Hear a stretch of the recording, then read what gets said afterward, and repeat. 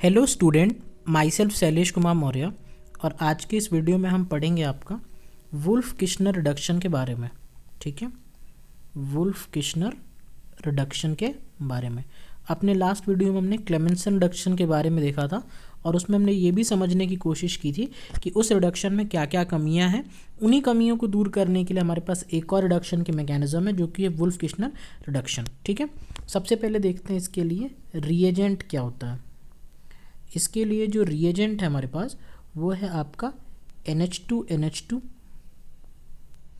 In the presence of base, यहाँ पे QH यानी बेसिक मीडियम। NH2 को क्या कहते हैं हम? हाइड्राजीन कहते हैं। ठीक, यानी हाइड्राजीन को जब हम किसके साथ में लेते हैं? बेसिक मीडियम के साथ में लेते हैं तो ये हमारा कौन सा रिडक्शन कहलाता है? वुल्फ किश्नर रिडक्शन कहलाता है। ठीक है, अच्छा अब यहाँ पे समझने लायक और बात क्या है कि इसकी रिएक्शन क्या होती है, इसकी पर्टिकुलर रिएक्शन है क्या।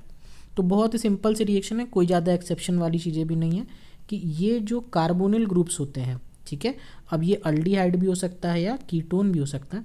जब आप इसका वुल्फ किश्नर रिडक्शन कराते हो यानी NH2 OH माइनस के साथ में इसका रिएक्शन कराते हो तो ये जो कार्बोनिल ग्रुप है ना, ये C double bond O group, ये किस में कन्वर्ट कर देता है? इसको CH2 ग्रुप के अंदर कन्वर्ट कर देता है।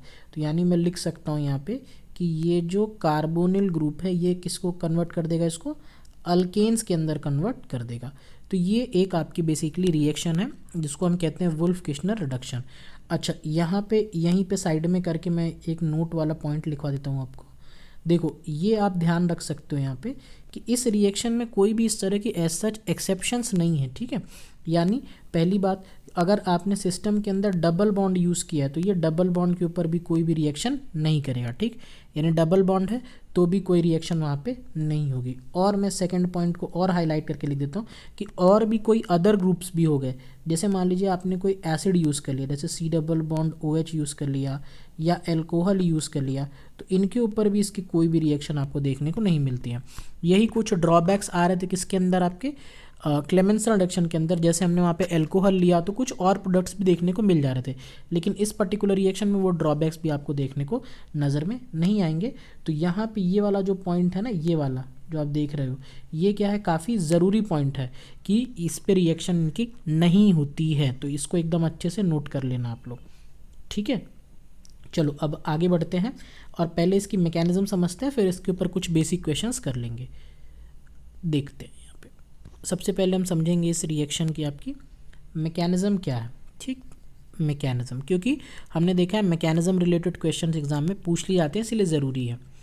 यहाँ पे चलिए कोई सा भी एक हम अल्डिहाइड ले लेते हैं। जैसे मान लीजिए हमने ले लिया CH3 C double bond OH, ये ले लिया। इसकी रिएक्शन हम हाइड्राजीन के साथ कराते हैं। हाइड्राजीन का फॉर्मूला हो गया NH2 NH2। ठीक है, अब यहाँ से पहले स्टेप में क्या होगा आपको यहाँ से दिखना चाहिए। फर्स्ट स्टेप में जब ये रिएक्शन होगी तो इस तरह से यहाँ पे क्या हो जाएगा आपको दिख रहा है? वाटर का इस तरह से रिमूवल हो जाएगा H2। हाँ, ये कोई डायरेक्ट रिमूवल इस तरह से नहीं होगा, ये शॉर्ट तरीका है लिखने का। बाकी आपको पता ही है कि N के पास जो इलेक्ट्रॉन है वो पहले इसके ऊपर अटैक करेंगे इस तरह से शिफ्टिंग करा के तब, यानी मोटा मोटी अगर हम यहाँ पे समझना चाहें तो कुल मिला के क्या हो जाएगा? वाटर का रिमूवल यहाँ पे आपको देखने को मिल जाएगा, ये मैं कहना चाह रहा हूँ। ठीक, अगर वाटर का रिमूवल हो जाएगा तो आप बताइए क्या बन जाएगा? यहाँ पे हमारे सामने कुछ इस तरह की स्पीसीज बन जाएगी, CH3 CH double bond N NH2। ठीक है, इसको आप क्या कह रहे थे? इसको आप कह रहे थे हाइड्राजीन, तो इसको आप क्या बोलोगे? हाइड्राजोन बोल दोगे। ठीक है, NH2 को कहते हैं हाइड्राजीन। जब उसको हमने रिएक्शन करा दिया तो यहाँ पे जो स्पीसीज बनी उसको हाइड्राजोन बोल दिए। अब देखो यहीं से आपकी सारा खेल स्टार्ट होता है। ठीक है, अब इसको मैं थोड़ा सा ऊपर करता हूँ और यहाँ पे पूरी मैकेनिज्म लिखता हूँ, फिर देखना। अब देखो ये जो हमारे पास हाइड्राजोन यहाँ पे बन के तैयार हुआ है ना, CH double bond N NH2, एक H में इस तरह से शो करता हूँ। अब देखो आपने जो यहाँ पे बेस यूज़ किया है, जो OH माइनस आपका बेस यहाँ पे यूज़ हुआ है, ये क्या करता है? यहाँ से इस तरह से पहले प्रोटॉन एब्स्ट्रैक्ट करता है। अगर ये प्रोटॉन को एब्स्ट्रैक्ट करेगा तो आप बताओ क्या बन जाएगा? CH3, यहाँ पे इसको सही से लिख देते हैं थोड़ा सा, देखना CH3 CH double bond N, यहाँ पे आ जाएगा NH माइनस। अब ये देखना इसका किस तरह से मूव करेगा, ये नेगेटिव चार्ज इस तरफ मूव करेगा और ये इसके ऊपर मूव कर जाएगा। तो देखो ऐसा करने से फ़ायदा क्या होगा, अभी एक दो स्टेप लिखेंगे तो आपको समझ में आ जाएगा कि ऐसा ही हम क्यों कर रहे हैं, यहाँ पे इस तरह की ही रिएक्शन यहाँ पे क्यों देखने को मिल रही है, बस अभी समझ में आ जाएगा। देखना CH3C-H, यहाँ पे हो जाएगा ये सिंगल बॉन्ड, यहाँ पे N डबल बॉन्ड NH, ये हो गया। अब ये जो आपका नेगेटिव चार्ज है ये क्या करेगा, जो ऊपर वाटर निकला हुआ था उससे क्या करेगा, प्रोटॉन को इस तरह से एब्स्ट्रैक्ट कर लेगा और हमारे सामने कुछ इस तरह की स्पीसीज बन जाएगी। देख रहे हो CH3, यहाँ पे 2H आ जाएंगे, इस तरह से 2H, यहाँ पे हो गया N डबल बॉन्ड NH। अब देखो यहाँ से आप ये सोच सकते हो कि ऐसा ही प्रोसेस यहाँ पे क्यों हो रहा था। अब देखो पहले यहाँ पे N और N के बीच में सिंगल बॉन्ड है, ये चीज़ दिख रही है आपको, यहाँ पे N और N के बीच में हो गया सिंगल बॉन्ड। जब एक बार बेस और वाटर के साथ में रिएक्शन करा, देखो एक बार बेस यूज़ किया और एक बार वाटर यूज़ किया तो क्या हो गया, देख रहे हो यहाँ पे डबल बॉन्ड का फॉर्मेशन हो गया इस तरह से। अगर मैं एक बार और यही काम दोहरा दूँ बेस और वाटर के साथ में तो क्या बन जाएगा, N triple bond and nitrogen, बहुत ही स्टेबल कंपाउंड बन जाएगा। यानी इस रिएक्शन का जो ड्राइविंग फोर्स है, यहाँ पे अपन लिख सकते हैं कि इस रिएक्शन की जो ड्राइविंग फोर्स है, जो काम कर रही है इस रिएक्शन को आगे बढ़ाने के लिए, वो है आपका फॉर्मेशन ऑफ नाइट्रोजन। नाइट्रोजन का बनना इस रिएक्शन का क्या है, ड्राइविंग फोर्स है। तो चलो एक बार और फिर हम बेस के साथ में रिएक्शन करा देते हैं इस गिवन कंपाउंड की, तो हमें नाइट्रोजन मिल जाएगा। तो अभी तक हम यहाँ पहुँच चुके हैं कि CH3CH, यहाँ पे है N डबल बॉन्ड NH, ठीक।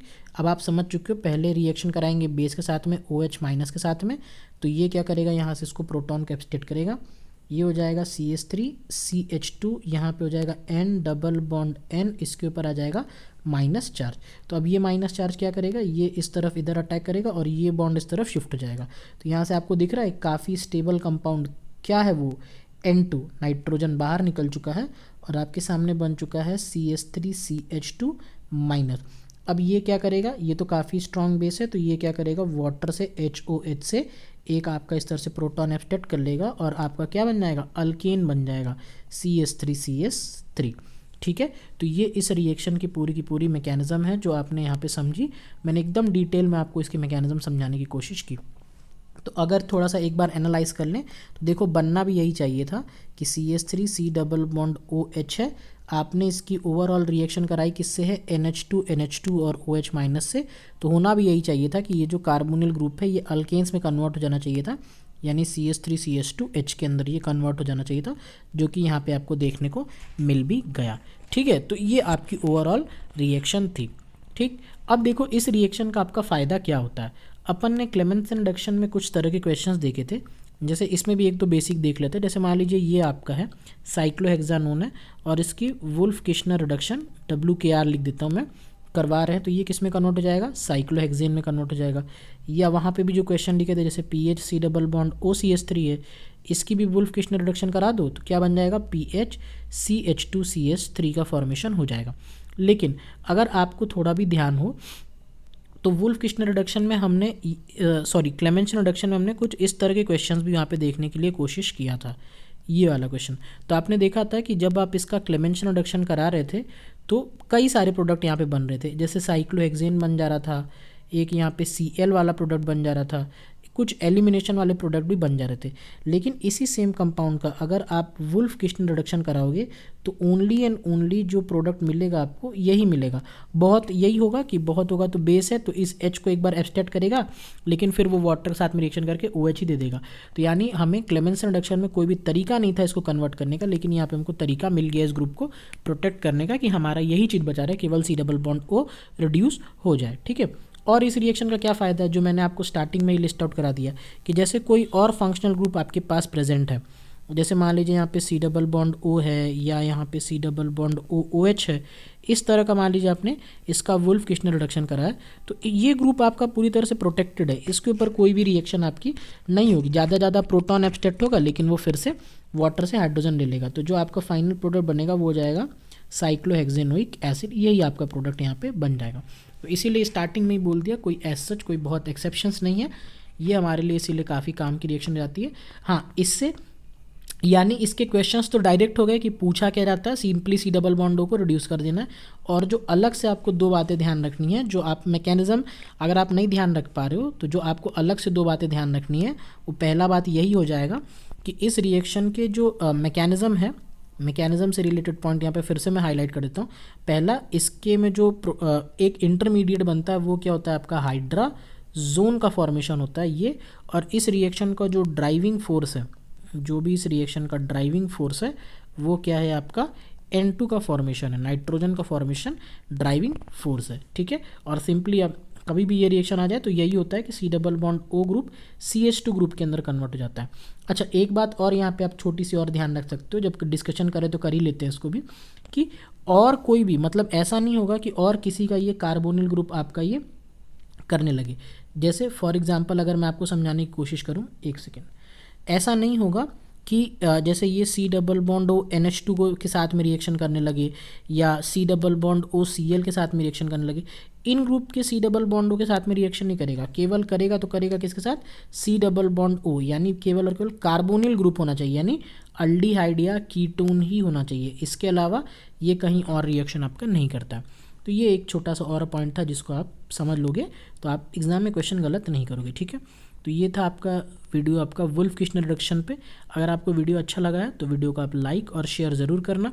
और अगर अभी तक आपने चैनल को सब्सक्राइब नहीं किया है तो सब्सक्राइब करके बेल नोटिफिकेशन आप ज़रूर प्रेस कर लेना, क्योंकि ऐसे ही यूज़फुल वीडियो हम आपके लिए हमेशा लाते रहते हैं। सो ये था एक complete discussion. So that's all for today and thank you for watching.